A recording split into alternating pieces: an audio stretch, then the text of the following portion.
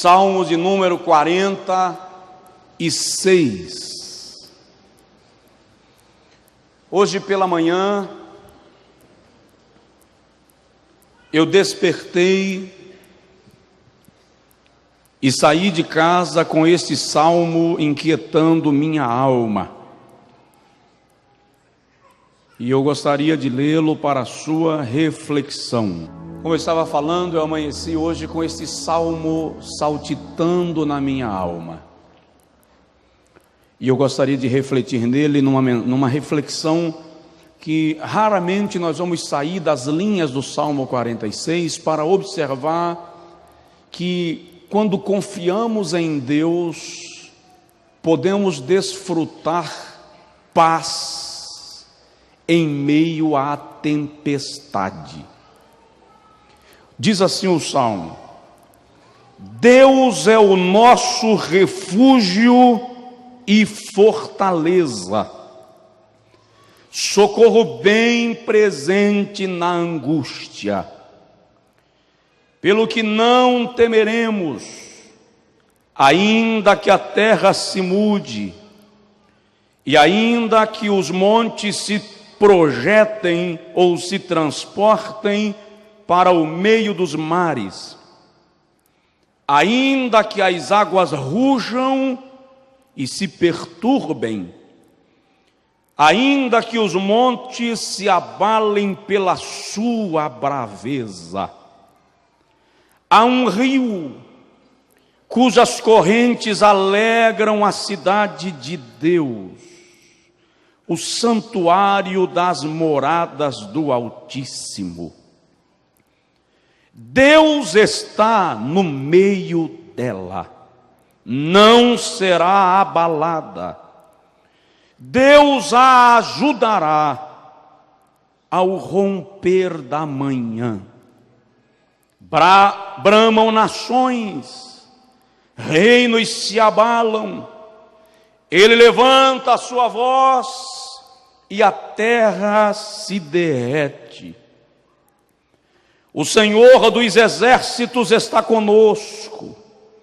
O Deus de Jacó é o nosso refúgio. Vinde, contemplai as obras do Senhor, as desolações que tem feito na terra. Ele faz cessar as guerras até os confins da terra, quebra o arco e corta a lança, queima os carros no fogo. Aquietai-vos e sabei que eu sou Deus. Serei exaltado entre as nações, sou exaltado sobre a terra.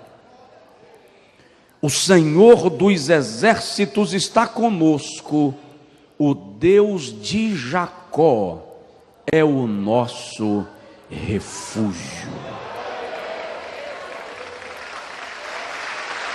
Aleluia.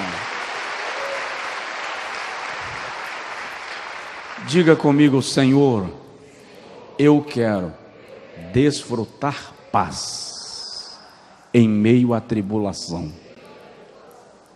Qual é o segredo? Como está em paz quando o mundo desaba aos seus pés? Como está em paz quando o seu mundo explode e você não pode fazer nada?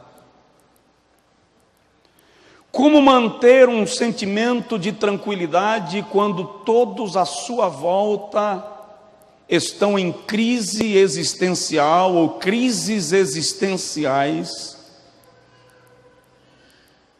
Quando todas as afirmações, todas as previsões são de dificuldades, e você precisa continuar trilhando a rota que Deus lhe estabeleceu como alvo, sem perder a paz de espírito. Paz não é ausência de problema. Paz não é ausência de guerras ou conflitos. Paz é serenidade em meio à turbulência. Jesus declarou um dia, dizendo: deixo-vos a paz. João 14, 27. E a minha paz vos dou. E não vos dou a paz que o mundo dá. Aí ele acrescenta: não se turbe o vosso coração, nem se atemorize. O Salmo 46 retrata um ambiente de guerra. O ambiente externo do salmista era desolador, era desesperador. Mas no ambiente interno ele demonstra um sentimento de confiança, de estabilidade, de segurança. Alguns estudiosos acreditam que esse salmo foi composto nos dias em que Senaqueribe sitiou Judá, no período do reinado de Ezequias.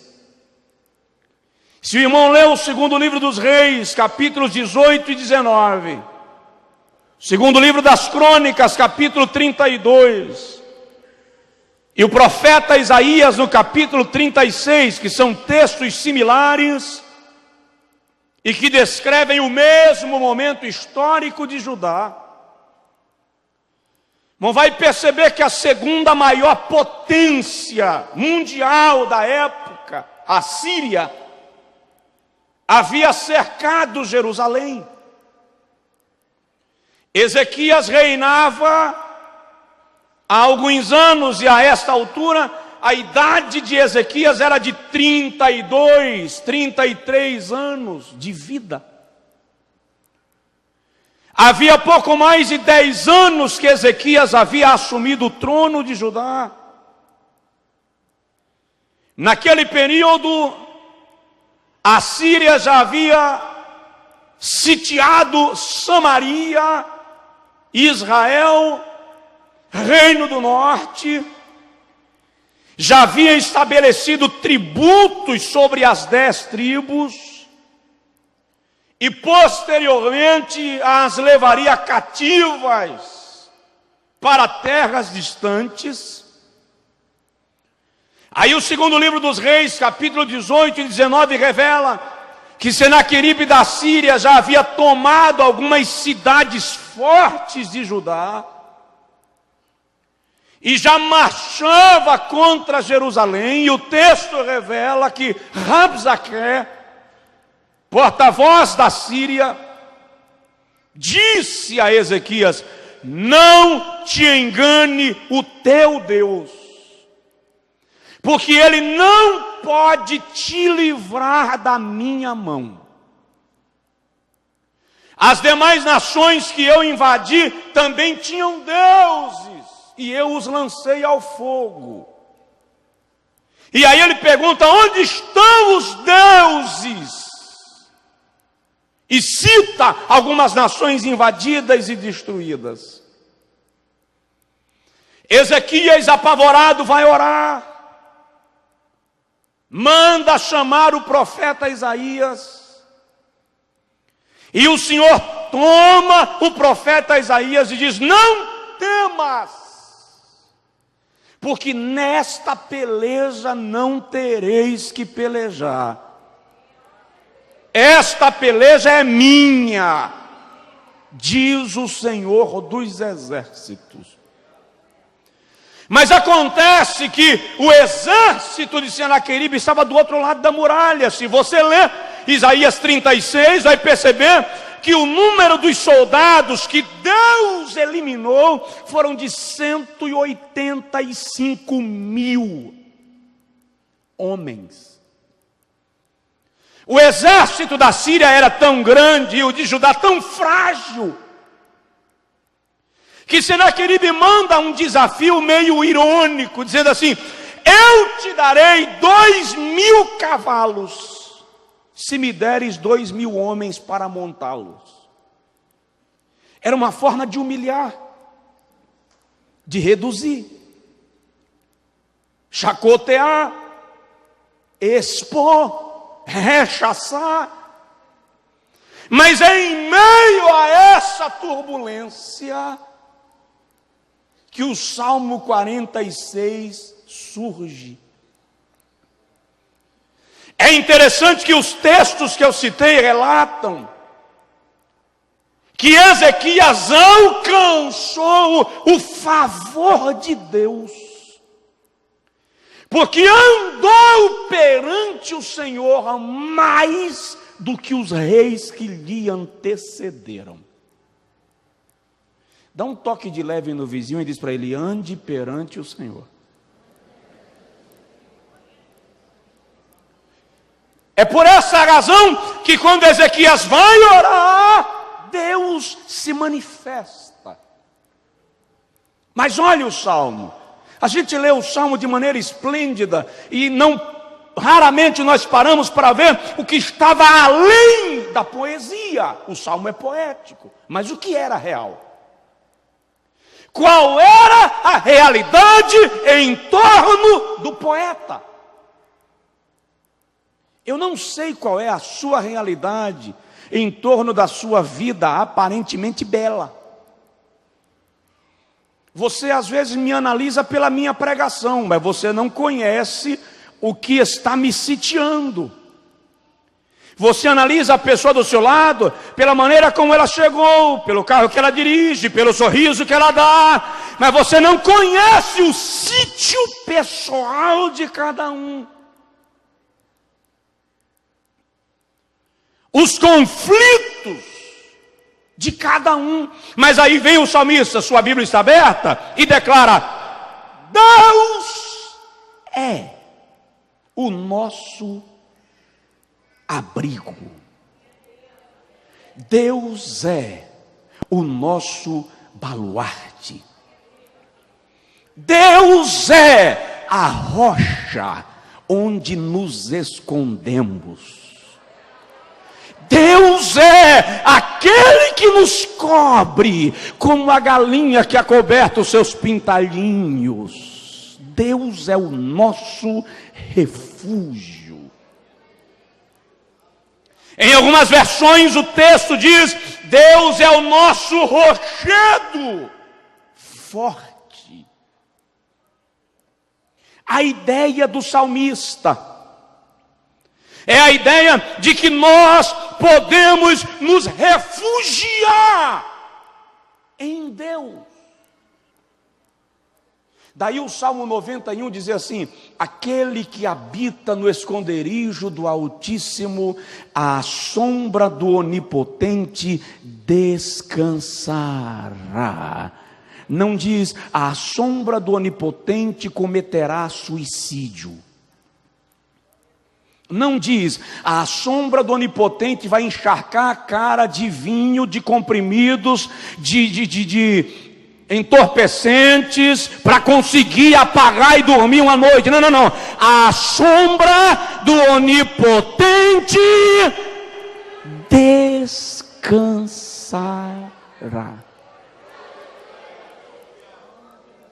Você está descansando?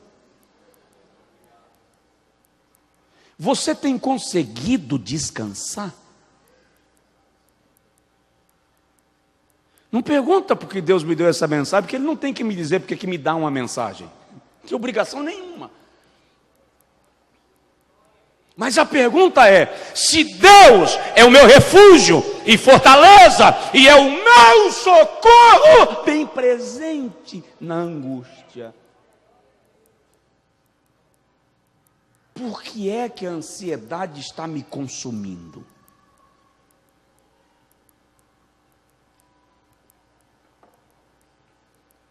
Dá uma provocada no vizinho e diz para ele: você tem um rochedo. Você tem um esconderijo. Direi do Senhor, Ele é o meu Deus. Salmo 91. O Altíssimo é a tua habitação.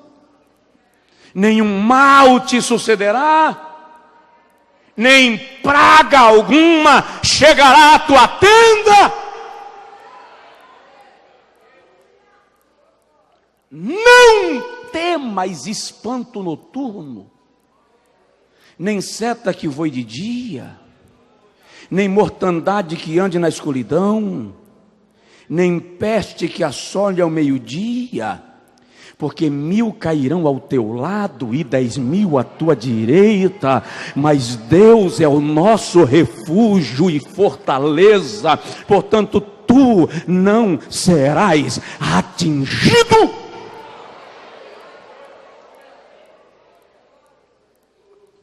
Por que será que nós vemos nos salmos, poesias, romantismo, graça, mas não desfrutamos da paz que o salmista expressa? Ele estava bem quando compôs o salmo, tudo estava bem na vida dele? A vida dele estava às 1000 maravilhas? Não, Senaqueribe estava do outro lado do portão. Mas Deus é o nosso refúgio e fortaleza.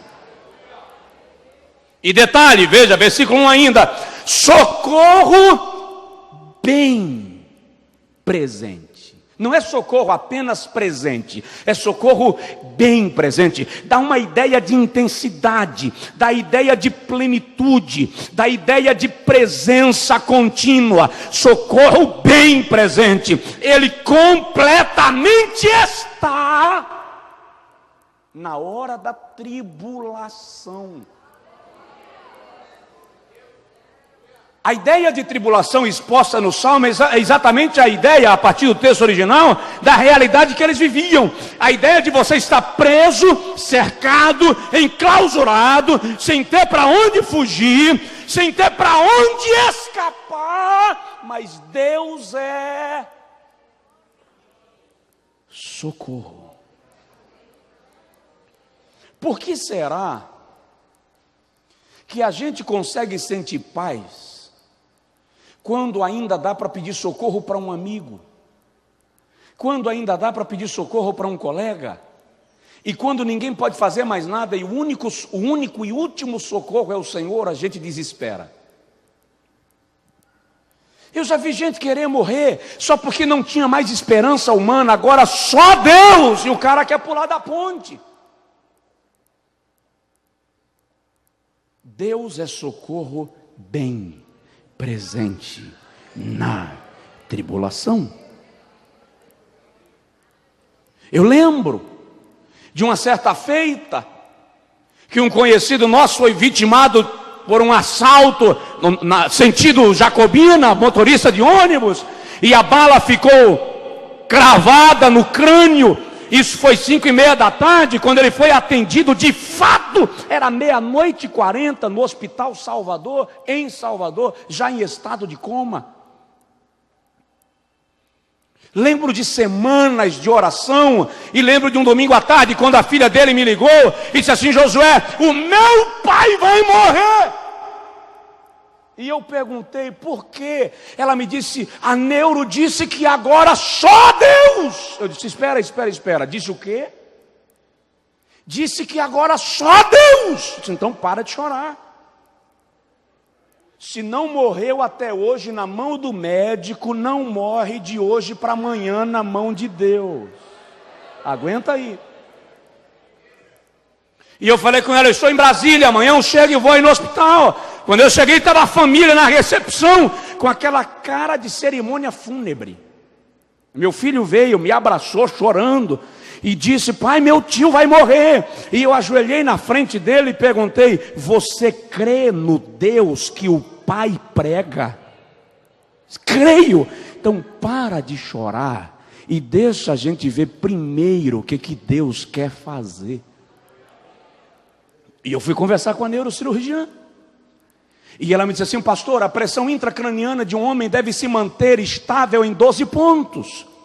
Até 20 o cérebro resiste, mas se passar disso dá morte cerebral. E a pressão intracraniana do seu tio, do seu parente, está na casa de 40, com picos de 44 pontos. Já morreu, pastor. É só desligar os aparelhos. Agora, só Deus. Eu disse para ela, repete. Ela disse, só Deus. Eu disse, repete mais uma vez. Ela disse, isso não é brincadeira, pastor. Eu disse, eu sei, estou querendo que você repita, porque isso é sério. Repete. Ela fez, só Deus. Eu disse, então é aí que eu estou me segurando. Dá licença que eu vou lá em cima. Cheguei lá, na CTI, UTI, ele estava com a cabeça inchada, roxa, aparelhos ligados, aquela respiração mecânica. E eu vi a maquininha marcando 44 pontos, pedi uma informação para a enfermeira que passou, comecei a orar, e eu disse, Jesus, eu preciso de uma resposta. Se ele vai viver, preciso mandar esse povo para casa descansar. Se vai morrer, avisa, porque ninguém aguenta isso, desliga o aparelho e deixa morrer para sepultar, mas me dá um sinal. E eu disse a Deus, são 3:55, se ele vai viver, o sinal que eu te peço é, até 4 horas faz essa pressão cair abaixo de 40. Se não cair, eu entendi. Aí eu comecei a orar, baixa troço, em nome de Jesus, desce trem, em nome de Jesus. E eu me empolguei na oração, fechei o olho, chorei, caminhei. De vez em quando alguém passava e ria da minha cara, porque o caso era um caso sem solução. De repente a maquininha bipou. Quando ela bipou, eu dei uma olhada, e ela estava marcando 38 pontos. Eu olhei no relógio, eram 4 horas da tarde. Eu disse para Jesus, já entendi. Saí arrancando aquela coisa toda da UTI.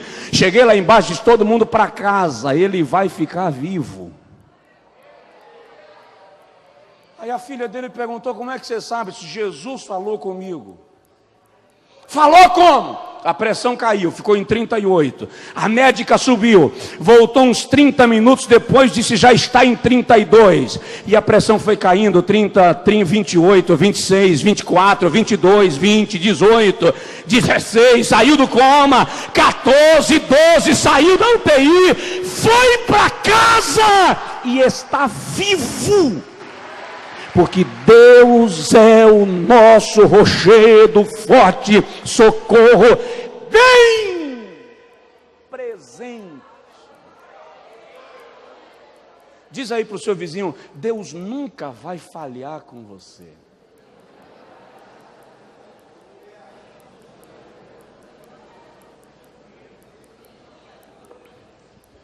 Agora veja o salmo comigo, por favor.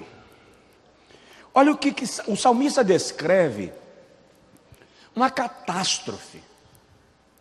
O salmista descreve aqui um fim de mundo. Ele diz assim, versículo 2, não temeremos, diga aí, não temerei. Ainda que a terra se mude. Você já parou para perceber que a terra está mudando? Já parou para perceber que para nós deveria ser, pelo menos diante daquilo que a gente está acostumado, verão e é inverno? A ciência diz que aquela tsunami que ocorreu há 5, 6 anos atrás alterou a posição do Polo Norte alguns centímetros, reduziu o tempo do nosso dia, alterou o gráfico, o desenho, o mapeamento do planeta. As estações estão em processo de alteração. A Antártida está em descongelamento. Os planetas estão em movimentação. A Terra está mudando. Mas ainda que a Terra mude, que o salmista está dizendo, ainda que a tribulação seja tão grande que a terra mude de posição, nem assim terei medo.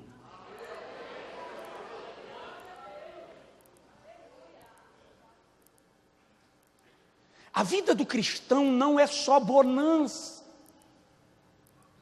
Esse evangelho que prega uma vida de plena tranquilidade, sem tribulação, não é o evangelho bíblico. Crente passa dificuldade, irmão. Crente passa luta. Crente chora. Crente abre a geladeira, se tiver, e vê vazia. Crente também fica desempregado, tá? Crente também enfia a droga do cartão de crédito na maquininha, esperando que alguém tenha recebido de Deus a revelação do número da conta, para colocar um dinheiro para pelo menos comprar o pão do café de hoje à noite, e ninguém colocou. Mas ainda que a terra mude de posição, não temerei. É o que diz o salmista. Pergunta para o teu vizinho: você está com medo de quê? Olha lá, ainda que a terra se mude, e ainda que os montes se projetem para o meio dos mares. Lembra das tsunamis? Os montes foram engolidos. Eles viraram paisagens para o Oceano Índico. Os montes foram projetados para o meio dos mares, naquelas tsunamis de anos atrás. Aí eu lembro de ter lido o testemunho de alguns irmãos naquela região da Ásia, que queriam comemorar o culto de Natal, e foram proibidos pelos muçulmanos da cidade onde eles moravam. E eles tiveram que ir fazer o culto de Natal no cume do monte que ficava fora da cidade. A cidade inteira foi devorada pela tsunami, mas eles estavam lá em cima cantando e celebrando Jesus vivo, poderoso, que nunca falha. Ainda que os montes se projetem para o meio dos mares, não temerei. Isso aqui está falando de uma catástrofe natural. A terra se abala, os mares engolem os montes e mais, e as águas rugem e se perturbam. Isso aqui é um maremoto. O salmista descreve uma tsunami com um abalo sísmico, seguido de um maremoto, e ele diz assim: ainda assim, não terei medo. Vamos lá, para um pouquinho e pensa em você mesmo. Você está crente nesse nível? Está confiando nesse nível? Ou você está ficando sem dormir por coisas tão menores do que um maremoto? Você sabia que Deus está cuidando dos detalhes todos da sua vida? Vamos mais. Ainda que os montes se abalem pela sua braveza, lá vem um terremoto. Aqui o salmista está colocando a terra em colapso. Ele estava cercado, ele estava vendo o seu mundo ruir, ele estava vendo o seu projeto desmoronar. Senaqueribe estava do outro lado da muralha, ia invadir Jerusalém, e ele diz: o mundo ruiu, acabou, mas nem assim terei medo.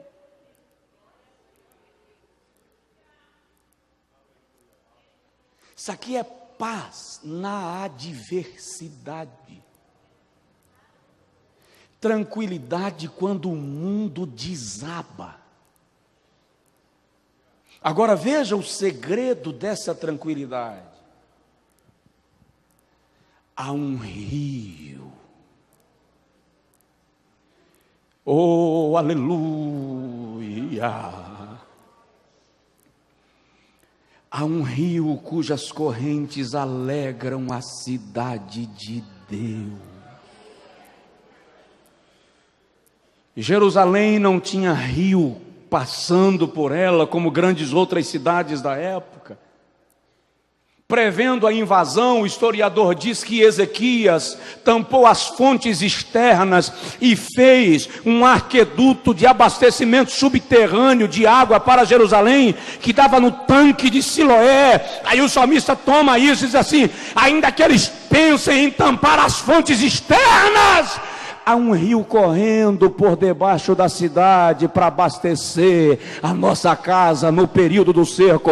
O que Deus está dizendo é: não importa se Satanás fechar as fontes onde você tirava água, se Satanás fechar as portas por onde você pensava em passar, aí Deus diz assim: fica tranquilo, eu já pensei nisso antes, já trouxe uma provisão invisível, subterrânea, inesperada, de fonte desconhecida.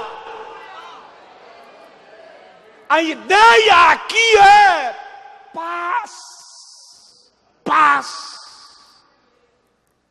na tempestade. A ideia do rio aqui traz uma sensação de suavidade, de perenidade, de tranquilidade, de água escoando suavemente. Há um rio, diz aí para o seu vizinho: a paz para você.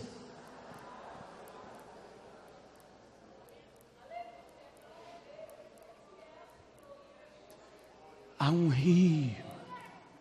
Coloque assim a mão no peito e diga: há um rio cujas correntes alegram. Diga assim: a minha alma. Há uma alegria para você que não tem explicação aqui. Você tem todos os motivos para desespero e angústia, e no entanto, há um gozo fluindo em sua alma. Não há explicação terrena para essa paz, não há explicação terrena para essa alegria, mas há um rio. Jesus diz: quem crê em mim, como dizem as Escrituras, rios de água viva fluirão, saltarão no seu interior. Chora mandala mandagassuriei belebadagas. Levante assim a mão comigo, por favor, e diga comigo: Senhor, ministra sobre nós a alegria do Senhor. Coloque a mão no ombro do seu vizinho, ou pega na mão dele rapidinho e ministra sobre ele uma palavra de alegria. Diz: em nome de Jesus, receba alegria. Em nome de Jesus, receba conforto, gozo no Espírito. Oh, aleluia! Você já viveu aquela situação de visitar um irmão que está muito doente? Ou você vai visitar uma família que acabou de perder uma pessoa amada, aí você vai levar uma palavra de consolo. Quando chega lá, você é consolado por quem devia ser consolado por você. Há um rio. Eu visitei esta semana um pastor amigo, a esposa dele partiu para a eternidade. Pastor Vanderlei de Cafarnaum. Ela vinha sofrendo há alguns anos de um mal degenerativo, que foi paralisando os seus nervos, até paralisá-la totalmente. Ele disse que ao longo desses 4 anos, à medida que ela foi perdendo os movimentos, eles foram combinando alguns sinais de comunicação. Desde 8 meses atrás, ela já não falava. Então eles tinham sinais e gestos. E ele disse que no momento que ela passou o mal e ia partir para a eternidade, ele partiu para orar de novo, e ela só deu um sinal como se dissesse: não faz. Aí ela deu um sinal com o dedo, e ele entendeu. Ela disse assim: eu estou pronta. Quando ela disse isso, fechou o olho e partiu para o colo de Deus.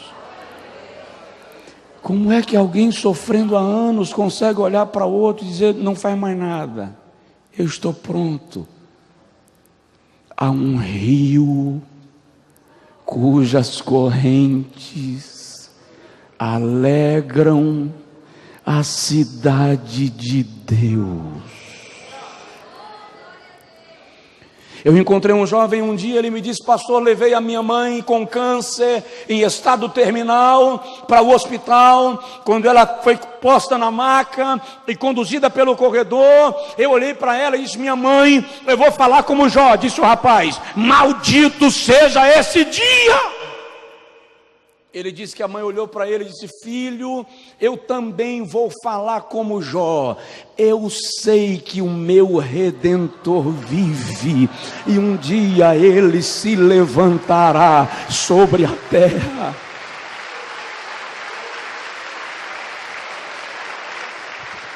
Como se explica isso? Há um rio cujas correntes alegram a cidade de Deus. Dá um toque de leve no vizinho e diz para ele: há um rio.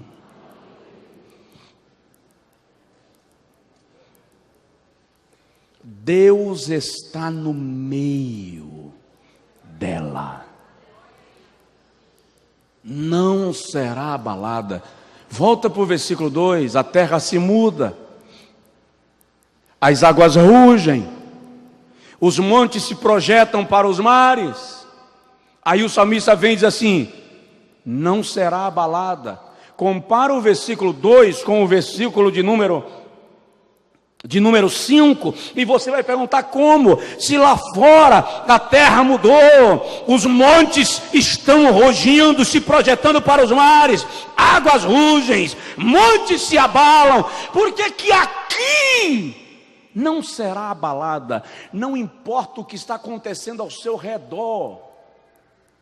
Acontece é que na cidade de Deus existe equilíbrio. Por quê? Porque Deus está no meio dela. Onde Deus está, Ele garante sustento, cuidado e cobertura. Do lado de fora o mundo desaba e as pessoas ficam esperando a sua reação. Há situações na vida que sua vida está desabando e as pessoas estão olhando para você para esperar a sua reação. Vamos ver como ele reage, vamos ver se sobrevive, vamos ver se sai dessa. Qual é a resposta que ele ou ela vai dar? E você permanece calado e ninguém entende,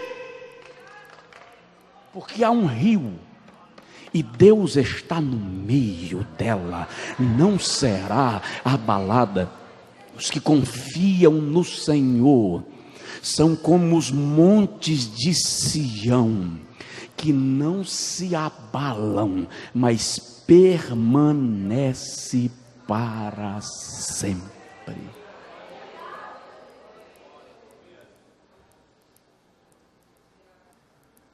Diz aí para o seu vizinho: tenha calma.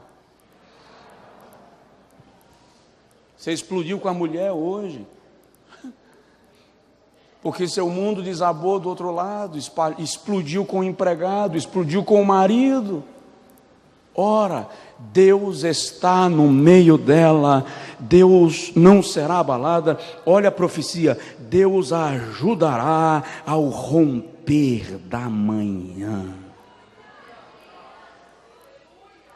Se você ler Isaías 36, 37, vai ver que foi na madrugada que o anjo de Deus veio e matou os 185 mil soldados de Senaqueribe. E a Bíblia diz: quando amanheceu o dia, o arraial estava exterminado. Vamos lá?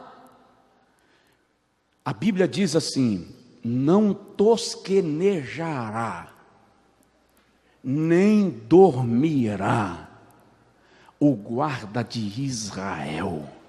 Sabe o que é que isso significa? Segura isso, porque isso é fato, é bíblico e é profético. Enquanto você dorme, Deus trabalha por você.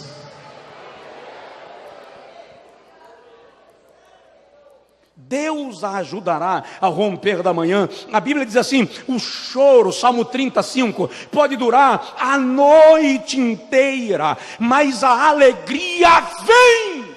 Que horas? Ao amanhecer.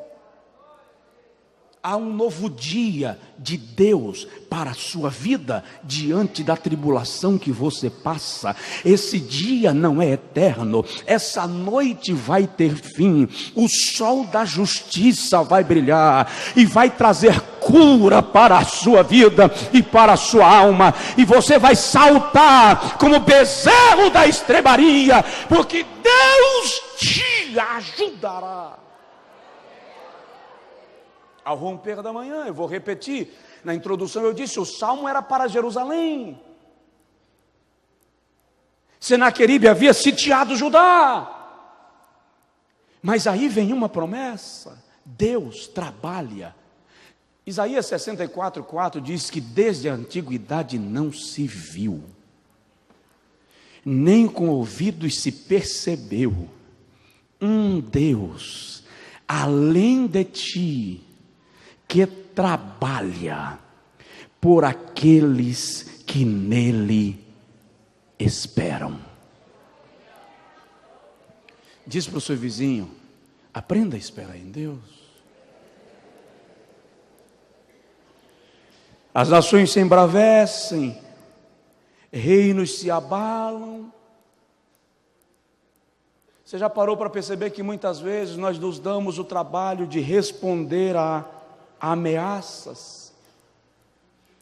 As nações se embravecem, reinos se abalam, você ouve rumores e se perturba com rumores, você ouve ameaças e se perturba com ameaças, você ouve chantagens e se perturba com chantagens, mas o texto diz assim, quando ele levantar a voz, ele levanta a sua voz, e a terra se derrete.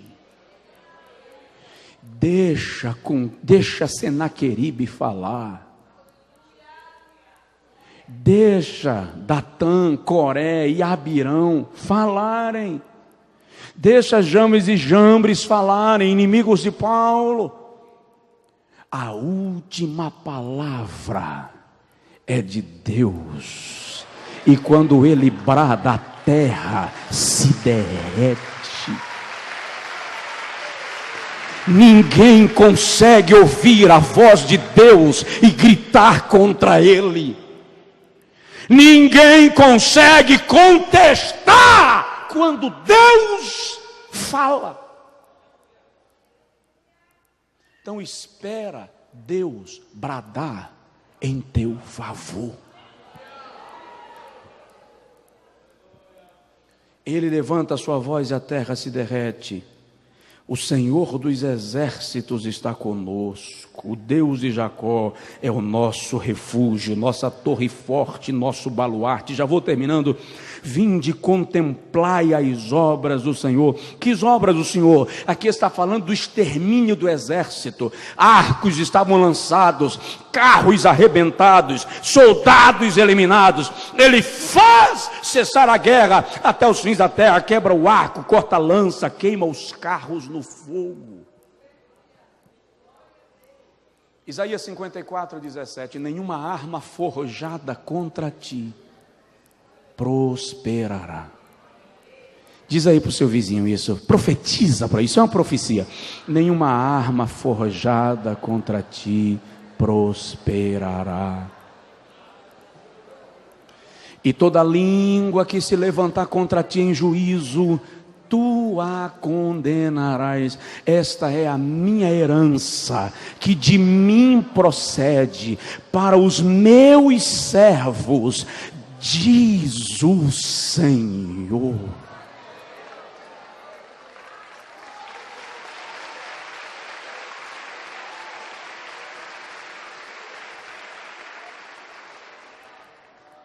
Fique em pé, por gentileza.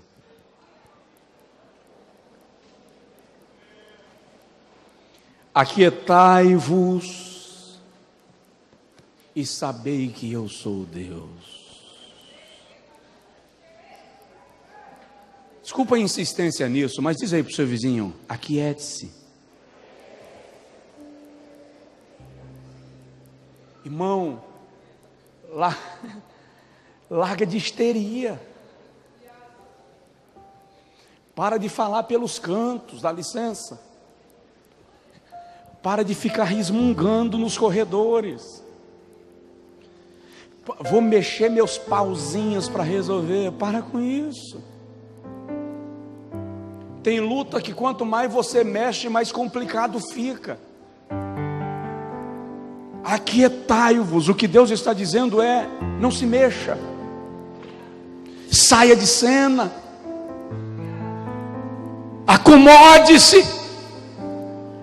Sai da frente. É como se Deus dissesse: deixa que eu faço. E saberás que eu sou Deus. Sou exaltado entre as nações, sou exaltado sobre a terra. É preciso você parar de desespero.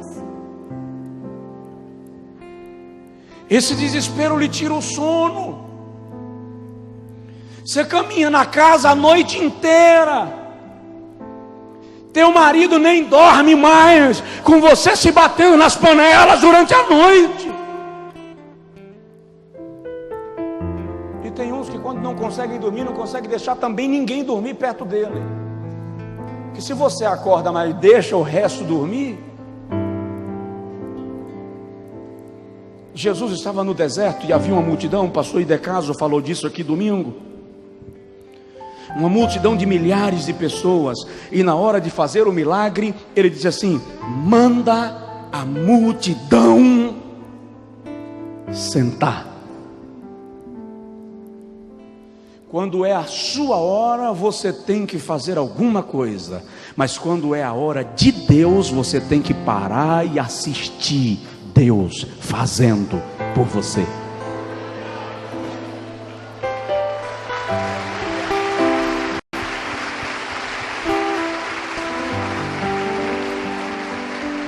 Eu quero orar com você agora. Esta foi a palavra que Deus me trouxe na manhã desse dia. E ela caminhou na minha alma o dia inteiro. E eu me encontrei com alguém hoje que estava sofrendo, que está sofrendo. E a palavra que eu pude dizer foi: há uma paz de Deus para sua alma. Há um rio cujas correntes alegram a cidade de Deus. Há uma paz de Deus para sua alma. Chega em casa hoje à noite e diz como o salmista: em paz me deitarei e dormirei, porque só tu, Senhor, me fazes descansar em segurança. E preste atenção nisso: eu sou o pai e sou filho. Esses dias eu trouxe Jones para a escola e na volta passei na casa dos meus pais para tomar o café da manhã. O café não estava pronto ainda. Eu procurei uma cama, deitei e apaguei. Aí veio pai e veio mãe arrumar uma coberta para jogar sobre um marmanjo de 1,86 m. Tá? O que eu quero dizer com isso? Eu acordo à noite e normalmente vou no quarto do meu filho observar se está tudo bem. Eu quero te dizer que hoje à noite você vai dormir em paz. E enquanto você dorme, o Pai da eternidade vai observar você, vai estar ao lado da sua cama. Em alguns casos ele até puxa uma cadeira, deixa eu usar do simbolismo, e senta perto de você e fica olhando enquanto você respira respira, e enquanto você respira e suspira e ressona e até ronca, Jeová vai dando ordem de liberação para a sua vida, e lhe faz dormir o sono dos justos, e você acordará amanhã com nova vida, novo ânimo, nova perspectiva.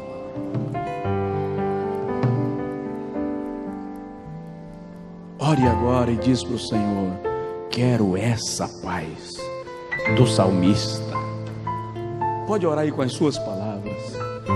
Diz para o Senhor: quero essa paz do salmista. O mundo está desabando e ele está falando de um rio cujas correntes alegram a cidade de Deus.